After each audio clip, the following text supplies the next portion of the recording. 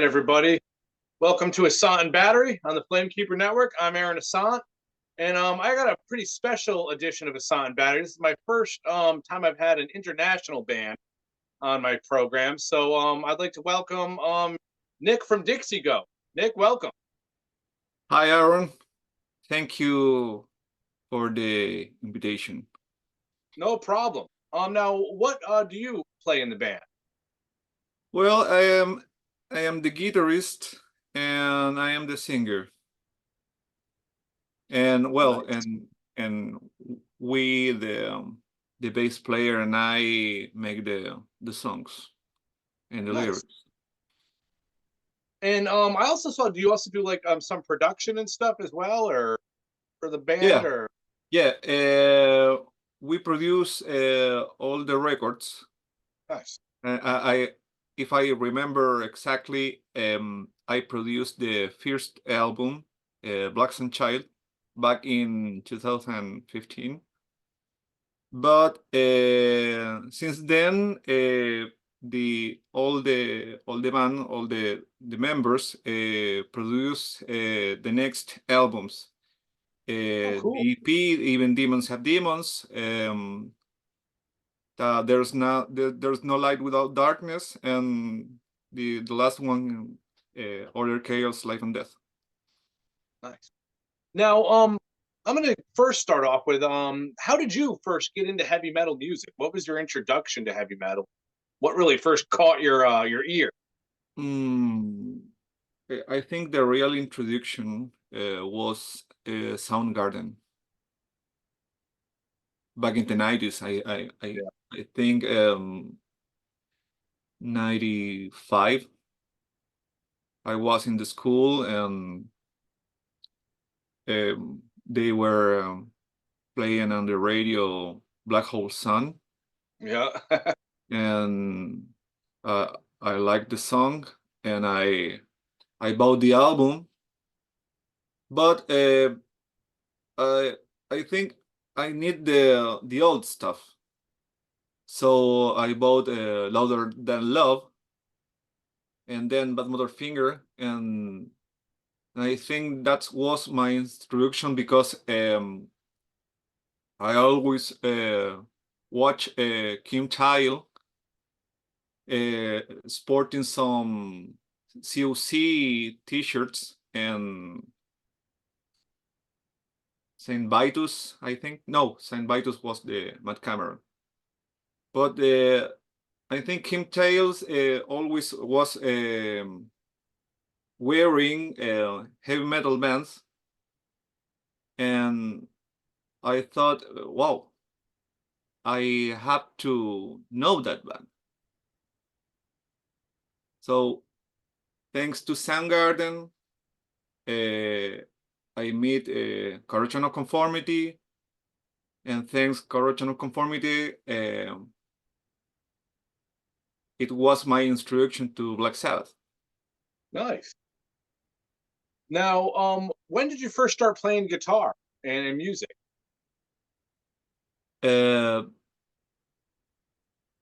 My dad was always playing guitar, this classical guitar, Spanish guitar, some people say. Yeah. And I was always seeing him play some music. He is a very good listener of rock and roll and music in general. And one day I took his guitar and I started playing. I think it was back in 1997. And the next year I formed the first band. It was kind of fast. Yeah. Now, when did you first start with Dixie Go? What was the catalyst for starting Dixie Go? Well,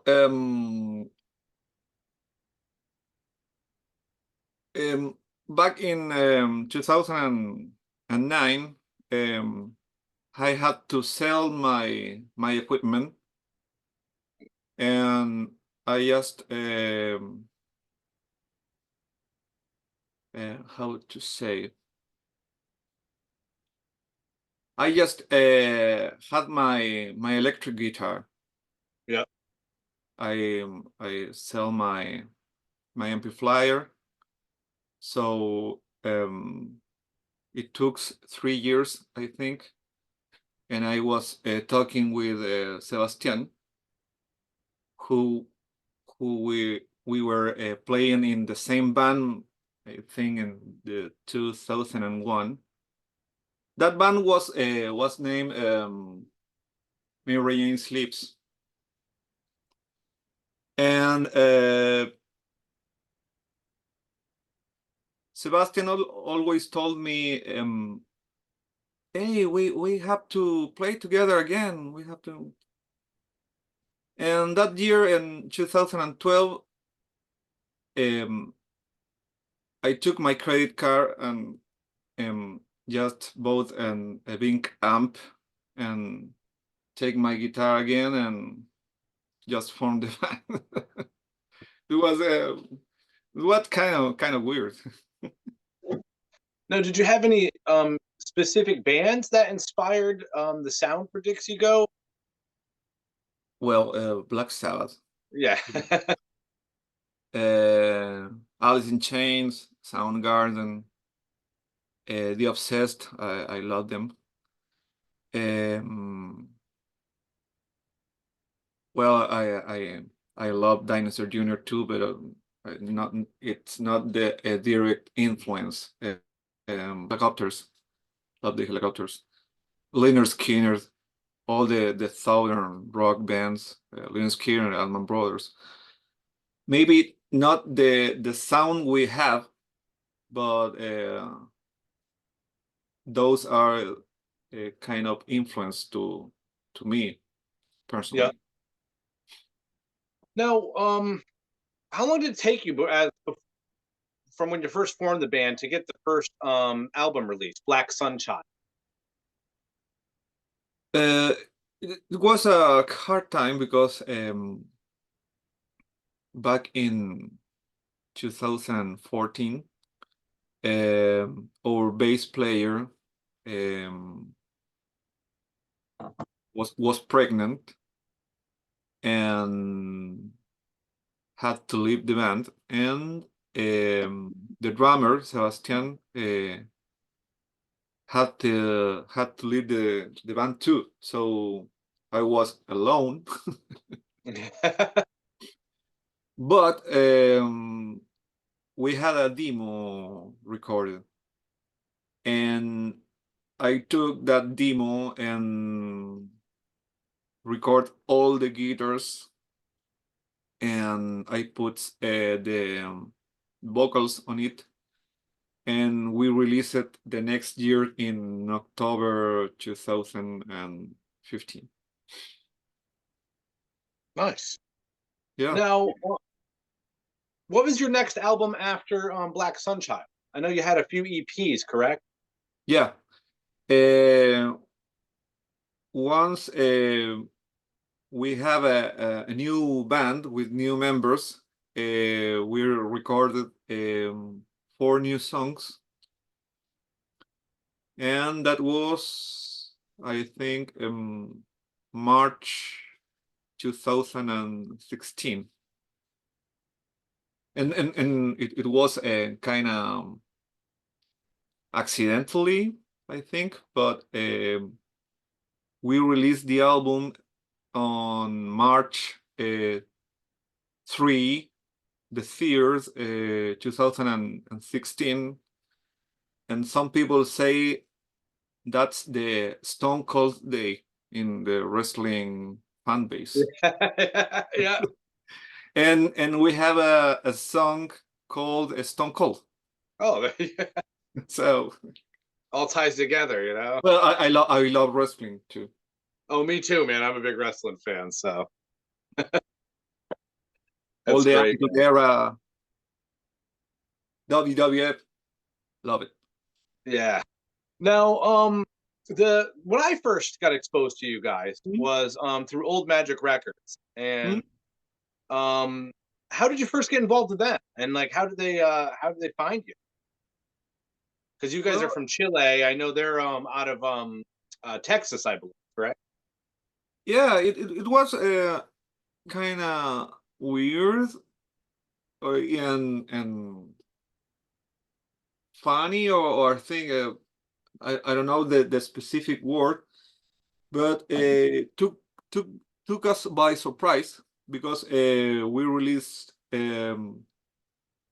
There's No Light back in November of 2000, 2020, and someday on December I received a message in our inbox, and it was from a guy from the Cosmic Peddler, the owner from Cosmic Peddler. Mm-hmm. um, and he told me, well, I love your record. I saw what you guys do in the Doom charts on November. You got the third position, and I love your album. And do you have any record company behind you? And I was like, well, no, no, I don't, I don't have nothing. I just have or Bandcamp, and no. And he insists, well, do do you want a record deal? I said, of course. If you if you if you want to put some vinyl or tapes or VHS or Laserdisc, whatever, do it. Yeah. So he continued and said, well, let me some days. I know some record labels. I will talk with some guys and hold on. Okay, thanks. And I think it was Christmas Eve or the 1st of January that I can't remember the name of this man, but he says, well, I have a person who likes your album. He will talk to you. And I said, okay. Yeah, he is from Italy and he has a record label. Okay, yeah, perfect. And then it was Marco Niedu, I think. He's from the Electric Valley Records, Yeah. the owner, and he's the guitarist for the band. What's the name?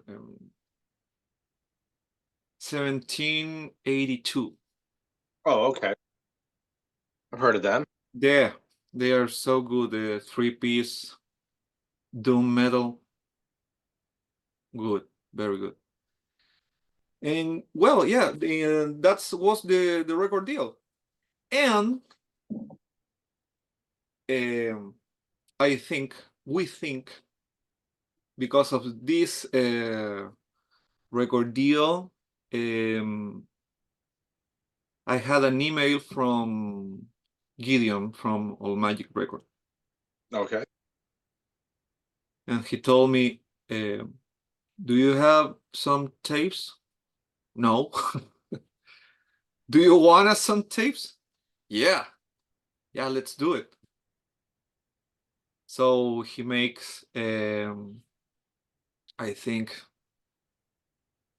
1,000 tapes, and he sent us, I think, 20. That was the deal. And since then, he's our good friend because he's very interested in what are we doing. He loved the band. And I love the guy. Yeah, I mean, like I said, I got like probably about 20 or something tapes from Old Magic, and then a couple vinyl records, including what I'm going to ask you about next. But and I really love the label. I mean, and just like the extra packaging they do, and the tapes will be like different colors. It's just little things like that that really matters, and I'm sure it probably also matters to a band. You know, when you're picking out a label or when you get Yeah. contacted by a label. Yeah, and the good thing, it is a very good product, very well done. Yeah. Now, next thing I wanted to ask you about is the newest record you have out. I think it came out this year. That's Order, Chaos, Life and Death. I got the vinyl right here. And this is such a great album. And like I said, the extra stuff that Old Magic does, and it came with like a nice, cool lyric sheet Love it. and some artwork, blotter paper, and also a nice patch. Now, I love that kind of stuff. So tell me about this record and some of the like extra stuff that came with it, you know? Well, for this album, we we we were talking with Gideon, and he told me that he wanted to release it, not just the tape, and then he continued, I want to release it on vinyl. And of course, we don't have that deal, but he wanted to release it too on CD. But I think it was very expensive. That's because we have the record deal on CD with this Mexican label, Smolder's Brain Records. Okay, yep. I've heard of them. Yeah, very good product too. And well, Gideon told me, well, you choose your color for the vinyl, you choose your color for the tape. Yeah. You choose everything. You choose everything. And that's it. And the guy have a very good style and he works very well. Now, one thing I wanted to ask about too is musically, I noticed there seems to almost be like an evolution with the band. The first record, Black Sunchild, I listened to, sounded a little more stoner, and I've noticed it. This newer album seems a little bit more doom metal with like a lot more psychedelic influences, at least to me, in my ears. Is that something you can express or talk about, or? Well, there is an evolution, not just in music. There is an evolution in production too. The first album, Black Sunchild, was we did that album with just a little money. So for the two next album, There's No Light and Order Chaos, Life and Death, we invest some money because we want a good product, a nice product, a better product. So we put some good money on them, and well, we are very pleasant with the results. And about the sound, I think Black Sabbath, it's always there, but you know, we like Candlemas too. We like Pentagram. Our bass player loves Moonspell, Catatonia, and some other bands. And well, I love music in general, you know. But yeah, this album, this new album, it's more gloomy, I think, more than There's No Light. I think we have some doom, but we have some hard rock on it. I think there's no Order Chaos. It's more here, and or if you are depressed, I don't know if this is very appropriate. Now, next thing, the artwork. I wanted to ask you about that. Well, how did you pick out for both There's No Light and for this Order Chaos Life and Death album? I mean, the artwork is phenomenal. It's one of my favorite looking records that I've seen in a while. Where did you choose that artwork? Well, we work with the same artists, the same with from the There's No Light, Right. Canales, Jose Canales, and Phenomenal. he works with I don't know if you know this cards Magic. Yes. Well, he works drawing some something similar. Okay. But these cards they are called mitos y leyendas. It's a very similar product. Yeah. And his style, it's a kind of sometimes a kind of a kind of comic book, and sometimes like a Renaissance painting. Yeah. Like Botero, I think, or this guy.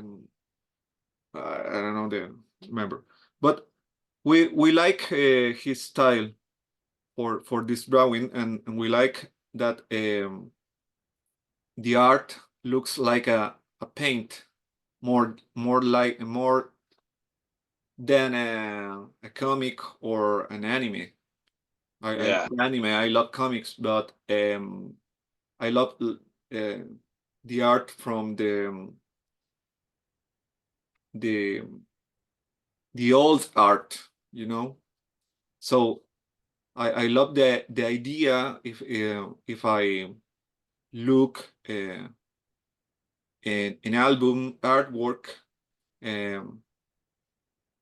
when they look like an old paint.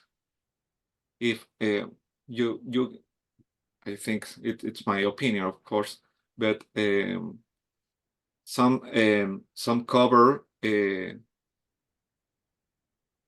will look pretty good in a museum. I like that art. Yeah, I like that style too. It reminds me of like an old kind of gothic, religious type of painting, Yeah, And then that stuff always looked like the scariest and the most intimidating, you know? Yeah, and I love the colors. It's like a paint. Yeah. I love that. Now, next set of questions. I'm going to ask a Mhm. set of questions. This really doesn't have much to do with the band, but just kind of some little lighthearted ones. First one, what is your favorite non-Ozzy Sabbath record? Non-Aussie. Any Sabbath record, but no Ozzy on.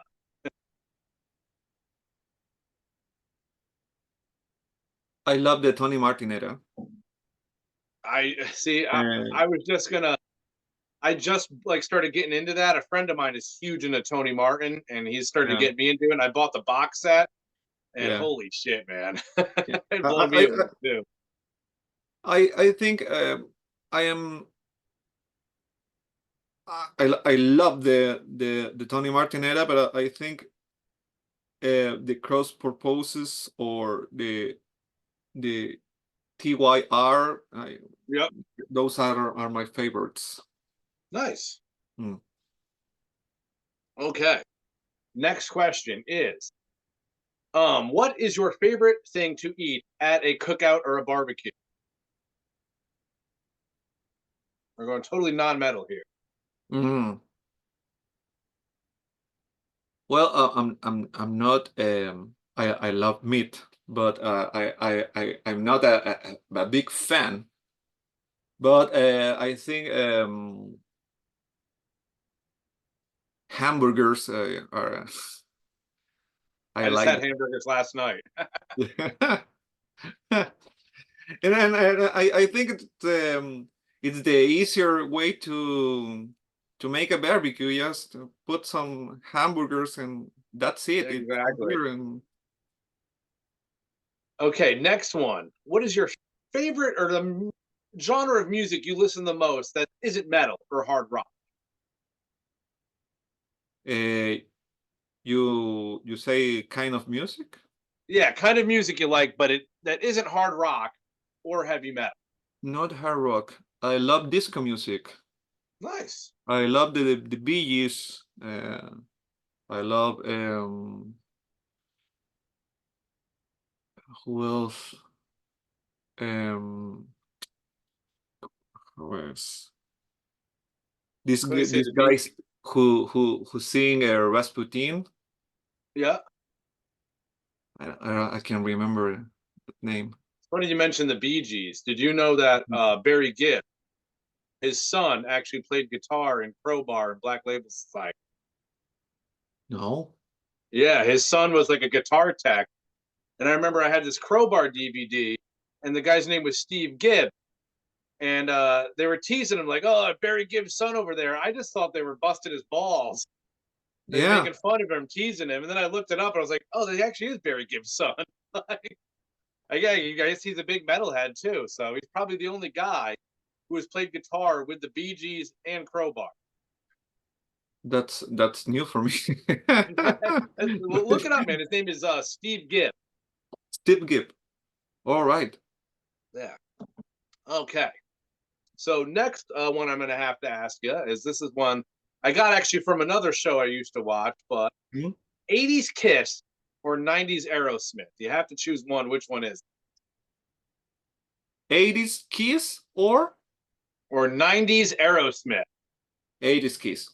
That's what I always say. Yeah, I I think I like some Aerosmith from the 70s, but the love songs from the 90s, no, Yeah, exactly. no, no, no. I like the metal thing from Kiss from the 80s. They had some good songs. I mean, Yeah, like Kiss, the lyrics are going to be cheesy and kind of bad, but I it's love all Kiss. good fun.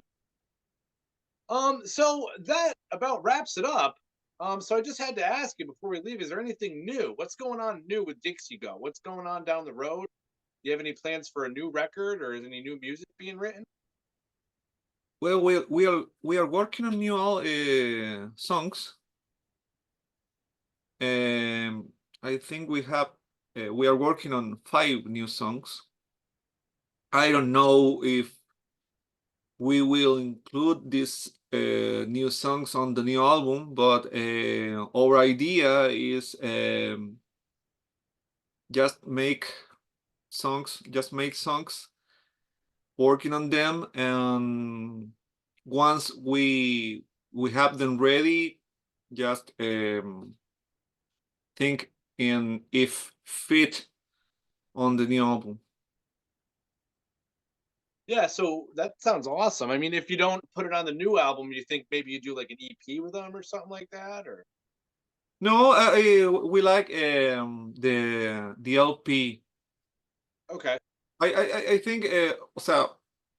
I think the EP works, but we prefer invest our money in a full album and not just a half of it. Yeah.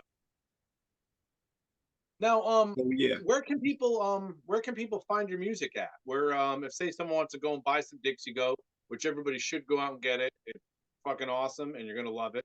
Where can they find it at? well, you can buy Dixie Goat's music on our Bandcamp, just for digital, of course. You can buy our CD on a Smolder Brains Records Bandcamp page. And if you want to buy some tapes or vinyl, you can go to the All Magic Records Bandcamp. And you can buy you can listen our music in your streaming service of your preference, of course. Spotify, Tidal, YouTube Music, Deezer, I think, iTunes. Awesome. Well, that about wraps it up for Ossont Battery this week. Thank you very much, Nick from Dixie Go, from coming on. I really appreciate it. Thanks to Everybody you, go man. out there. And what's that? Sorry. You know, it's I think it's my second time speaking in another language. And you're doing great. So it's not that easy. Of course, I can sing in English, but it's not the same speaking, because you know I live in a city now, in a country, you know, they all speak Spanish, so it's not that easy, but we can speak. We did. I mean, honestly, your English is much better than my Spanish. So thank you. You did all the heavy lifting. So, but like I said, that's all for this week on Ossont Battery. Thank you very much, Nick from Dixie Go, for coming Thanks on. to you, Aaron.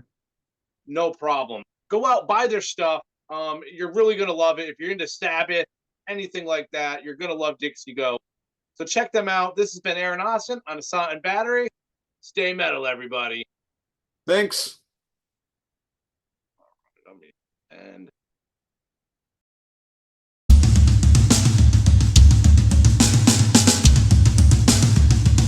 for 45 years and keeping Louisville weird, Electric Ladyland has been there for all your eccentricities. While they do offer the best smoking supplies out on the market today, there's a whole lot more to check out. From ashtrays and blacklight posters, to records, incense, and burners, and items to stock your metaphysical supply.